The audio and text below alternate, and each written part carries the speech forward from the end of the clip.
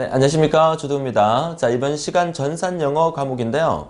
자, 여러분들이 열심히 달려오셔서 지난 우리 첫 번째 과목인 어플리케이션 개발 알고리즘 과목과 그리고 데이터베이스 그리고 신기술 동향 전산영어까지 오게 됐습니다. 자, 우리가 시험 치려고 하는 이 정보처리 기능사의 전체 배점 자체가 가장 높은 비중을 차지하는 것이 바로 알고리즘이라는 과목, 어플리케이션 개발 및 설계라는 과목이고요. 그 두 번째가 바로 데이터베이스라는 과목이죠.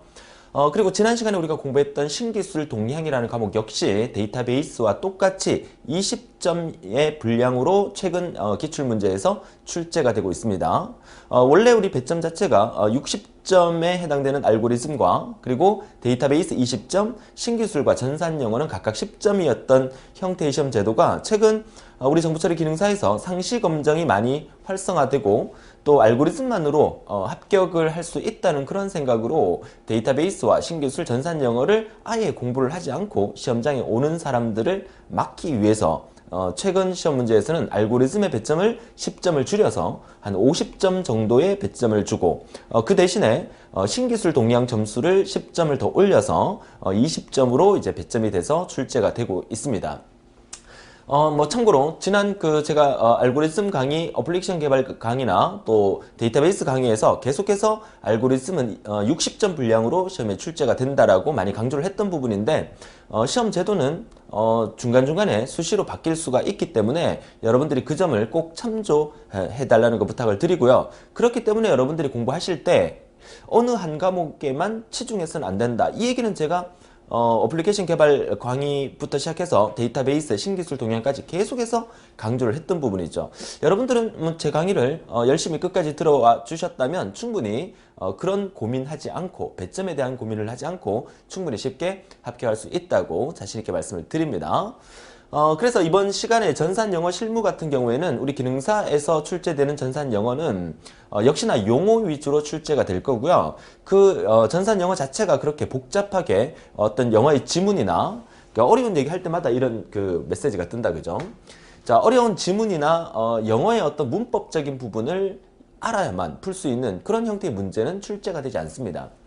기능사는 아무래도 출제 응시 자격 자체가 남녀노소 누구나 다 칠 수 있는 자격증이기 때문에 아마 우리나라의 기네스북에 올랐던 기록 중에서 최저 기록이 제 기억으로는 초등학교 2학년 학생이 이 기능사에서 최종 합격을 했다. 과거에 그런 기억이 납니다. 그러니까 만약에 이 초등학교 2학년 학생이 합격을 하려 그러면 물론 요즘은 워낙 선행학습이다 해서 아주 어린 나이에 뭐 외국에 갔다 오고 이래서 영어를 잘하는 그런 학생들이 있는 반면에 아무리 영어를 잘한다 하더라도 전산 영어라는 것은 컴퓨터의 기본적인 원리에 관련된 용어를 모른다면 문장 자체를 해석할 수 없는 경우가 상당히 많아요.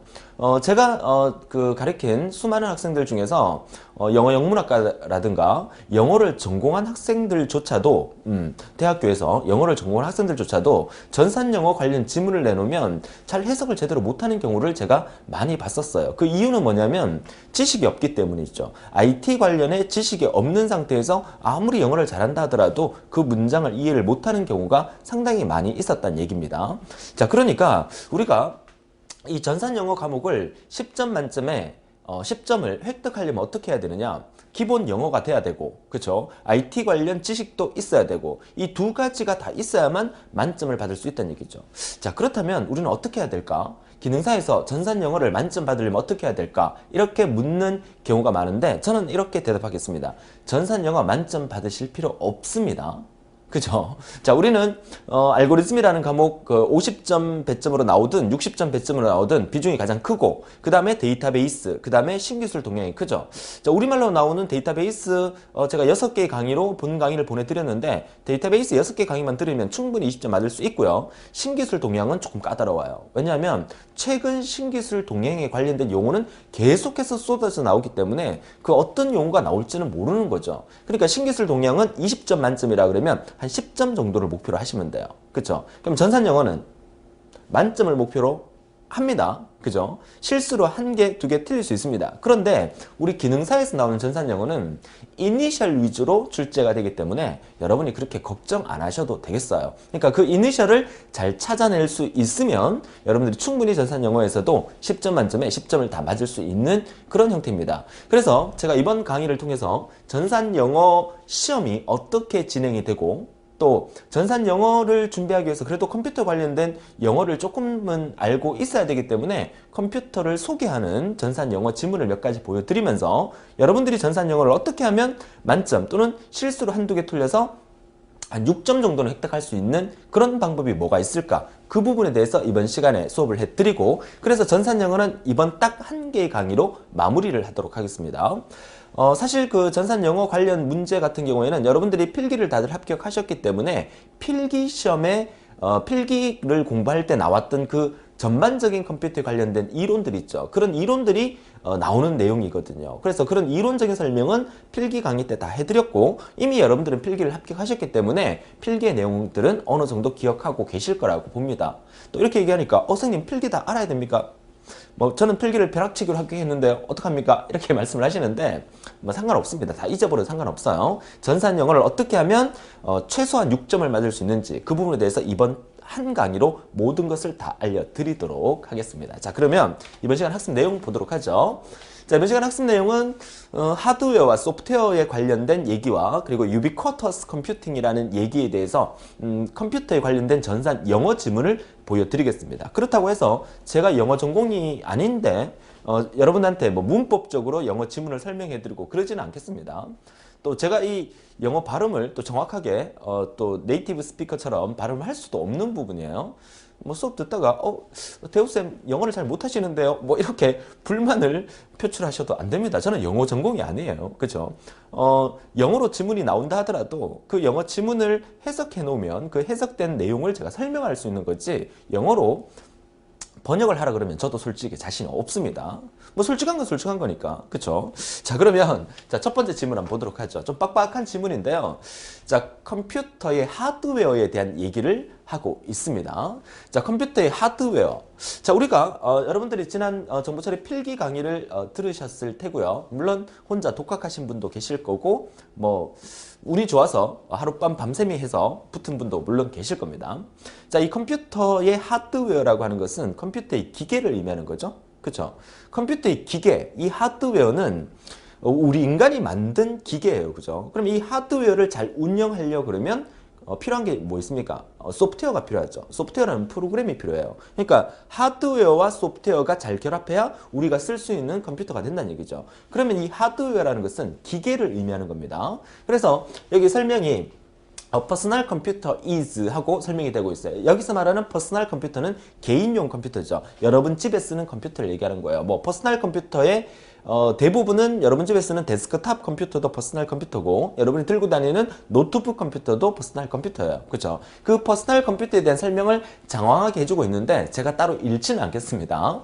자, 이 내용을 그대로 해석한 내용이 이 아래쪽의 내용인데 자, 이 내용은 개인용 컴퓨터는 컴퓨터 하드웨어라는 여러 물리적인 어떤 부품 그죠? 물리적인 기계를 의미하는 거죠. 그리고 그 부품에 설치할 수 있는 운영체제라 불리는 시스템 소프트웨어 여기서 말하는 시스템 소프트웨어는 운영체제라고 불리고 여러분 집의 컴퓨터에 깔려있는 윈도우즈를 얘기하는 거예요. 그러니까 윈도우즈가 없으면 여러분들이 쓰고 싶은 어떤 다른 프로그램을 쓸 수가 없어요. 여러분들이 컴퓨터의 기계의 전원을 켰을 때 맨 처음에 윈도우즈의 바탕화면이 나와야만 여러분들이 게임을 하더라도 게임을 더블 클릭해서 실행할 수 있는 거잖아요. 그쵸?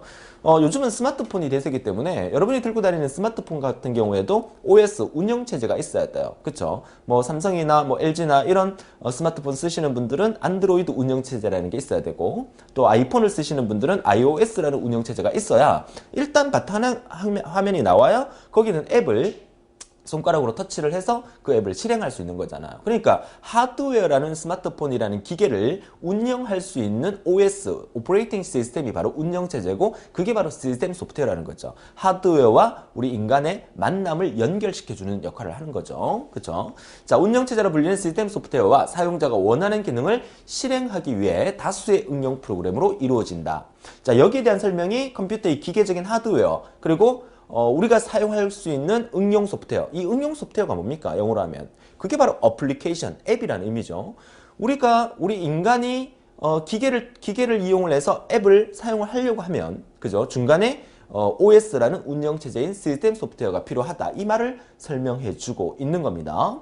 또 여러 가지 다양한 형태의 개인용 컴퓨터가 있지만 마더보드, 엄마 보드, 그죠? 마더보드는 컴퓨터의 메인보드라고 얘기하면서 컴퓨터에 여러 가지 부품을 꽂을 수 있는 주된 기판을 의미하는 거예요. 그 마더보드와 같은 부품을 담고 있는 타워 모양의 케이스. 요즘은 그 노트북이나 또 일체형 컴퓨터를 많이 쓰고 있기 때문에 타워 모양의 이 본체 같은 경우에는 차츰차츰 사라지게 될 겁니다. 나중에 한 몇 년이 지나고 난 다음에 이 타워 모양의 케이스가 무슨 뜻인지 모르시는 분들이 아마 생기지 않을까 그렇게 생각을 합니다. 자, 케이스나 또 실시로 구성된 개인용 컴퓨터가 가장 보편적이다. 자, 이 말은 조금 오래된 문장이다, 그죠? 오래된 지문입니다. 오늘날 우리가 여러분 집에 있는 컴퓨터가 타워 모양의 케이스 안에다가 여러 가지 마더보드의 부품을 끼워 놓고 거기서 여러 가지 기계적인 어떤 작동을 해서 우리가 쓸 수 있는 그런 데스크탑 컴퓨터에는 본체라는 하드웨어라는 게 필요하다. 이 설명을 해주고 있는 거지만 뭐 오늘날 앞으로 시간이 더 지나게 되면 일체형 컴퓨터를 해서 뭐 타워 모양의 케이스를 볼 수가 없는 시대가 틀림없이 올 거예요. 그죠? 여러분 들고 다니는 스마트폰도 하나의 컴퓨터이기 때문에 그런 형태의 컴퓨터 같은 경우에는 타워 모양 자체가 안 나타나겠죠. 자, 아무튼 이 지문 자체가 이렇게 전산 영어는 이렇게 지문을 표현을 하게 됩니다. 지금은 우리가 컴퓨터에 대한 하드웨어를 소개하는 지문이기 때문에 내용 자체가 쉽기 때문에 여러분들이 해석하더라도 충분히 해석할 수 있을 거라고 봅니다. 근데 사실은 우리가 모르는 어떤 OS나 뭐 유닉스나 뭐 리눅스나 이런 어떤 지식적인 부분을 IT 관련 지식적인 부분을 알고 있어야만 해석할 수 있는 그런 지문이 나오면 진짜 영어 영문학을 전공한 학생들도 해석하기 힘들 정도의 지문이 나온다는 거죠. 왜? IT 지식을 알아야 되니까. 그죠? 자, 지금 막 메모하고 막 이러시는데 그러실 필요 없어요. 이런 형태로 여러분 시험에 안 나옵니다. 저는 이번 전산 영어를 이번 한 강의로 통해서 여러분에게 10점 만점에 6점 이상을 획득할 수 있도록 설명해 드리는 데 있어서 그냥 어떻게 하면 그렇게 맞을 수 있다 해서 짧은 강의로 보내드리기가 저는 항상 개념을 중요시 하잖아요. 그죠? 그래서 그 컴퓨터의 이 전산 영어가 어떤 식으로 이제 그 지문이 형성되어 있는지를 여러분한테 한번 소개해 드리는 거니까 그냥 재밌게 들으세요. 그렇다고 지금부터 막 테이프 막 빨리 감습니다. 그죠? 막 빨리 감하고 뒷부분만 들으려고 하시는데 끝까지 집중을 해서 재밌게 한번 들어주세요. 자, 두 번째 질문은 컴퓨터 하드웨어 consists of input device다. 무슨 말이냐? 컴퓨터의 하드웨어는 입력장치, 출력장치, 여러 가지 회로들, 기억장치와 처리와 연산이 행해지는 CPU, 중앙처리장치로 구성되어 있다. 여기서 말하는 중앙처리장치가 영어로 하게 되면 Central Processing Unit죠. Central Processing Unit. 그죠? Central Processing Unit. 그래서 Central Processing Unit가 중앙 처리 장치를 의미니까 이 CPU라는 이 Central Processing Unit는 여러분 시험에 몇 번 나왔었던 용어죠. 그러니까 이런 지문을 통해서 우리가 캐치해낼 수 있는 용어들도 다양하게 많이 있다는 얘기를 해드리는 겁니다. 자, 지문 컴퓨터의 하드웨어에 대한 지문 잠시 보셨고요. 자, 이어서 소프트웨어에 대한 지문 한번 볼까요? 컴퓨터는 하드웨어가 있어야 되고 프로그램적인 소프트웨어가 존재해야 됩니다. 그래서 소프트웨어에 대한 지문은 software is 하면서 설명이 되고 있는데요. 물론 안 읽겠습니다. 그죠? 자, 소프트웨어는 컴퓨터 프로그램 그리고 컴퓨터에게 무엇을 어떻게 해야 하는지 알리는 어떤 명령어의 집합이다 라고 얘기를 합니다. 그러니까 소프트웨어라는 게 프로그램이니까 우리가 기계를 제대로 사용하려 그러면 윈도우즈라는 운영체제도 하나의 소프트웨어고 여러분들이 컴퓨터를 켜서 많이 쓰는 것들 중에서 엑셀이나 파워포인트나 워드 프로세서나 이런 것들도 전부 다 소프트웨어고 여러분이 많이 하는 컴퓨터 게임도 소프트웨어가 되는 거예요. 그러니까 게임이나 워드나 파워포인트나 엑셀이나 이런 프로그램을 쓰려면 반드시 여러분들은 윈도우즈의 바탕화면이 나와야 쓸 수가 있다는 얘기죠. 그런 얘기는 뭐야? 윈도우즈라는 프로그램 자체가 시스템 소프트웨어고 엑셀, 액세스 파워포인트 이런 프로그램들은 응용 소프트웨어다. 그죠? 자, 그런 개념을 우리가 이해를 하시면 돼요. 즉, 소프트웨어는 데이터 처리 시스템의 연산과 관계가 있는 컴퓨터 프로그램, 절차, 연관 기록 집합의 개념적인 독립체다. 뭐 이런 말도 설명이 되고 있고요. 자, 마지막 문장을 보면 그 이상의 컴퓨터 프로그램을 지칭한다고 할 수 있는데 한마디로 소프트웨어는 프로그램, 절차, 알고리즘 그리고 그 기록들의 집합을 우리가 소프트웨어라고 정의를 한다라고 이제 지문에서 설명을 하고 있어요. 그래서 용어 자체가 상당히 어려운 용어들이 많이 나와요. 전산 영어 지문을 보는 순간 상당히 당황할 수 있습니다.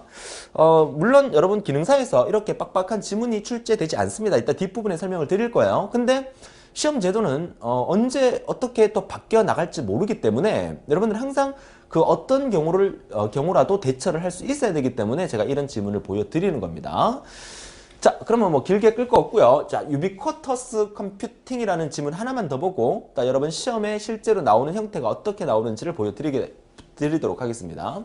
자, 유비쿼터스라는 말 자체는 언제 어디서나 어떠한 환경에서 여러분들이 마음대로 컴퓨터나 인터넷을 쓸 수 있다는 의미가 유비쿼터스라는 의미예요. 그래서 오늘날은 유비쿼터스 세상이다. 그렇잖아요. 지하철이나 제가 실제 우리나라의 그 스마트폰이 보급이 본격적으로 된 연도가 2010년도 접어들면서 스마트폰이 본격적으로 막 이렇게 활성화되기 시작을 했었어요. 그죠?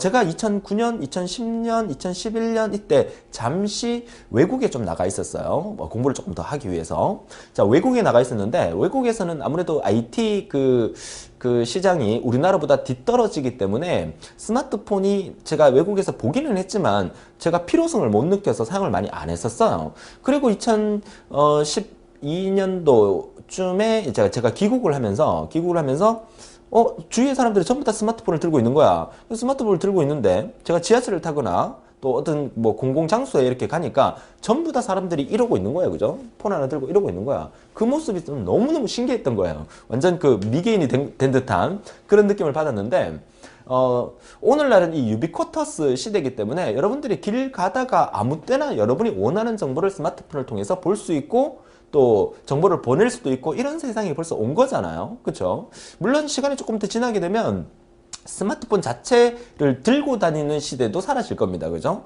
그냥 길거리에 지나다니면서 공중에 떠 있는 어떤 나만 볼 수 있는 어떤 화면을 통해서 이렇게 넘기면서 그죠? 근데 개인 프라이버시 때문에 만약에 공중에 이렇게 화면이 이렇게 뜨면 내가 스마트폰을 들고 다닐 필요 없이 공중에 화면이 이렇게 뜨면 내가 이걸 신문 기사를 보면서 이렇게 넘기면서 이렇게 보는 거야. 그러면 이제 지나가는 사람들 눈에는 안 보이는 거야. 자기 거는 자기 눈에만 보이는 거야. 그죠? 이렇게 보면 사람들이 지나가면서 전부 다 이러고 있으면 좀 이상하겠다. 그죠? 맞죠? 이런 시대는 아마 올 겁니다. 그죠? 자, 아무튼 이 유비쿼터스라는 이 내용에 대해서 한번 읽어보시면서 그냥 재미로 한번 해석 한번 해보는 것도 한번 도움이 되실 거니까 한번 해석해 보도록 합니다. 자, 그러면 본격적으로 실제 여러분 정보처리 기능사에서 이 전산 영어 문제가 어떻게 출제되는가 유형 1, 제가 유형을 3가지를 보여드리겠습니다. 겁먹지는 마세요. 자, 첫 번째 기출 유형은 자, 이렇게 지문이 나오면서 중간에 괄호를 비워놨어요. 그죠? 그래서 동그라미 1번 including all physical components of a computer. 그죠? 컴퓨터의 물리적인 어쩌고 저쩌고를 포함하는 것이다. 물리적이라는 말은 어떤 기계적인 것을 의미하는 거죠. 그죠?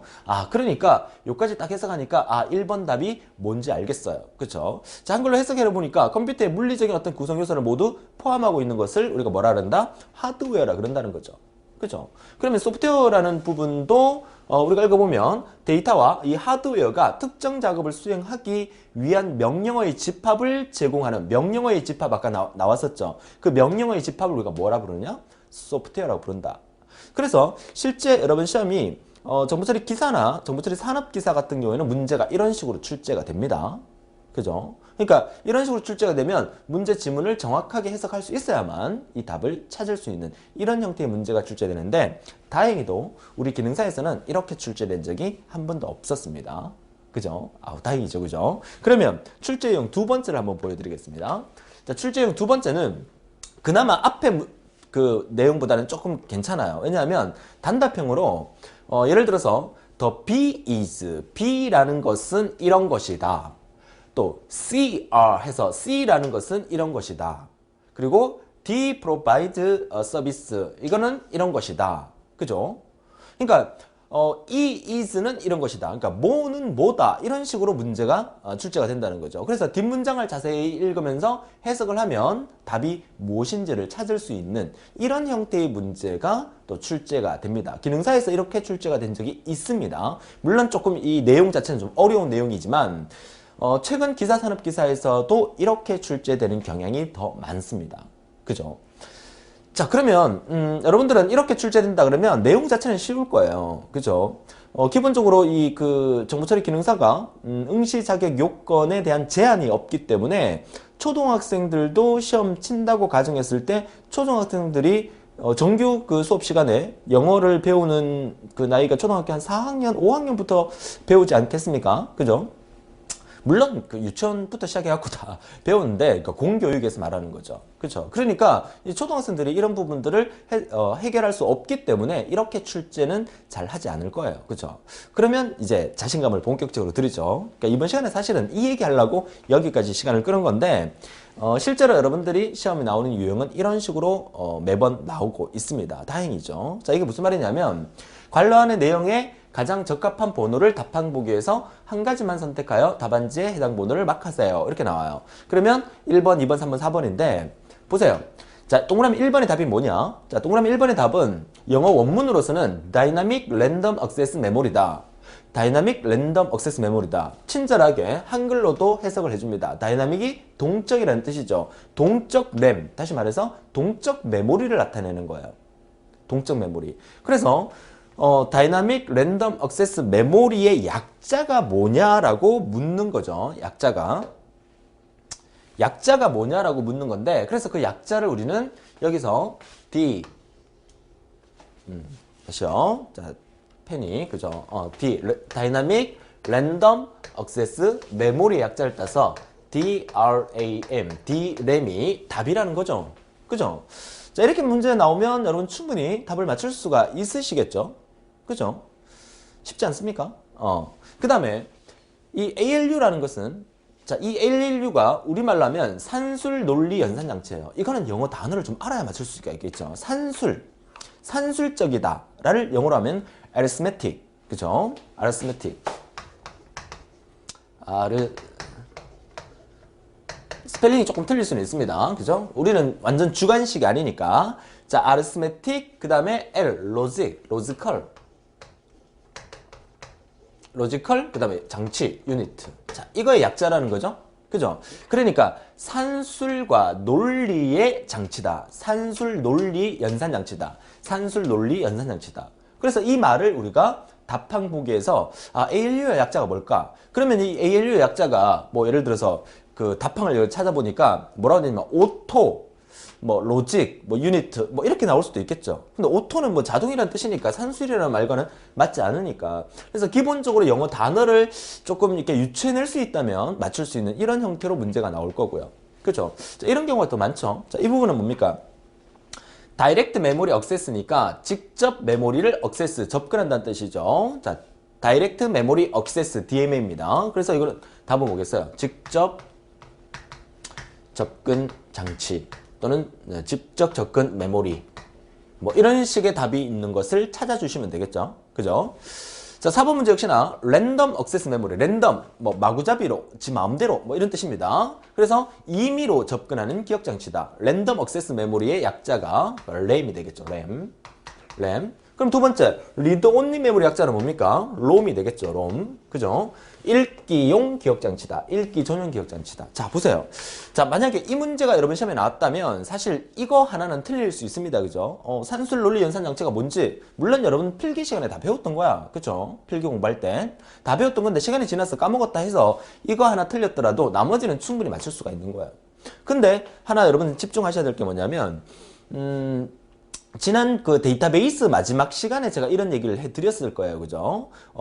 데이터베이스 마지막 시간에 OLTP라든지 ODBC라든지 이런 용어 같은 경우에는 가만히 보면 약자가 OLTP 같은 경우에는 OLTP 이렇게 나온단 말이야. 그죠? 그럼 OLTP의 이 OL의 약자가 온라인이에요.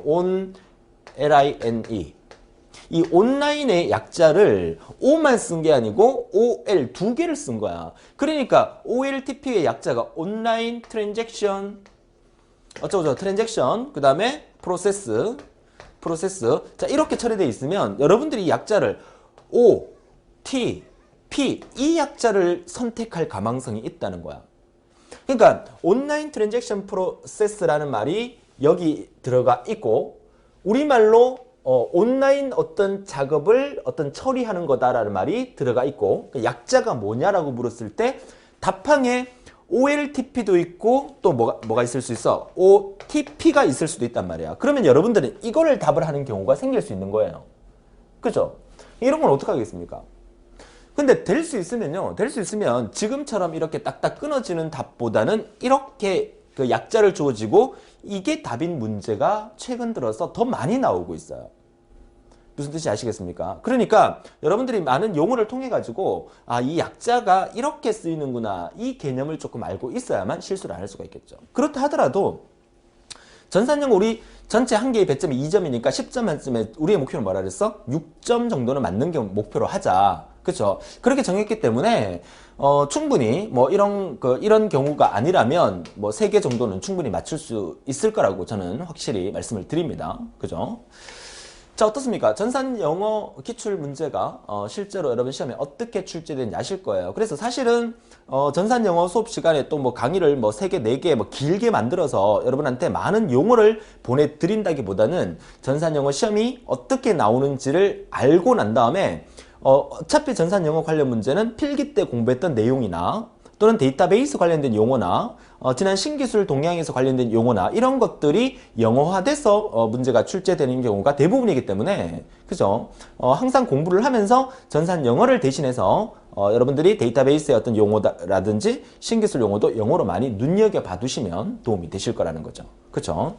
그래서 사실 그렇습니다. 전체 우리 100점 만점에 60점 이상이면 합격이기 때문에 알고리즘이 50점으로 만점으로 나오더라도 알고리즘 50점 다 맞고 데이터베이스 20점 중에서 뭐 10점 맞고 그럼 일단 합격이죠. 그리고 신기술 동향 20점 중에서 역시나 10점 맞고 그럼 한 70점으로 여유 있게 합격이죠. 거기다가 전산 영어 한 6점 정도 더 플러스 시키면 60점이면 합격인데 76점 정도의 여유 있는 합격을 여러분들이 할 수 있다는 거죠.